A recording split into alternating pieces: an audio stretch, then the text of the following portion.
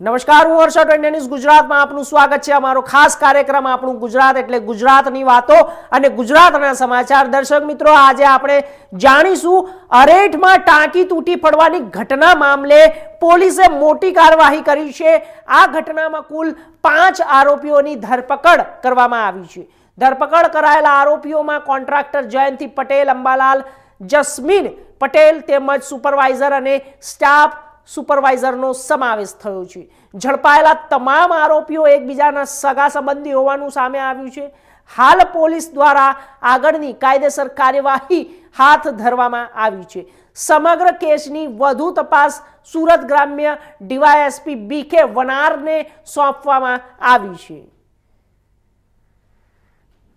Mandvi police સ્ટેશનના તડકેશ્વર ગામે 19 તારીખે બનાવ બનેલો, જેની અંદર જે પાણી પુરવઠા બોર્ડની 9 લાખ લીટરની ક્ષમતા ધરાવતી ટાંકી જે હતી એ નવનિર્મિત ટાંકી હતી અને એનું ઓપનિંગ થયા પહેલા એ ટાંકી ટેસ્ટિંગ દરમિયાન જ તૂટી પડેલી. આ બાબતને ગંભીરતાથી લઈ અને જે ગુજરાત પાણી પુરવઠા બોર્ડ છે એમના અધિક્ષક ઇજનેરે ગઈકાલે રાત્રે માંડવી પોલીસ સ્ટેશન ખાતે ફરિયાદ નોંધાવેલ છે અને અધિક્ષક ઇજનેરની જે ફરિયાદ છે એ ફરિયાદના કન્ટેન્ટ મુજબ ભારતીય ન્યાય સંહિતાની કલમ 316(5), 318(4), 125A અને 54 આ કલમો મુજબ ગંભીર ગુનો નોંધાયેલો છે.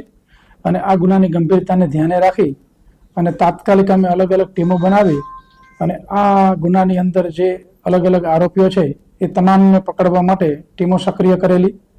જે ફરિયાદ છે એ ફરિયાદની હકીકત મુજબ જે ટેન્ડર જે કંપનીને લાગેલું હતું, જે કંપની ટેન્ડરમાં પસંદગી થયેલી એ કંપની જે છે એ Jayanti super contractors private limited Mehsana અને એની સાથે જોઈન્ટ વેન્ચર તરીકે બાબુલાલ અંબાલાલ પેઢી જે છે આ બંનેને જોઈન્ટ વેન્ચર તરીકે ટેન્ડર મળેલું.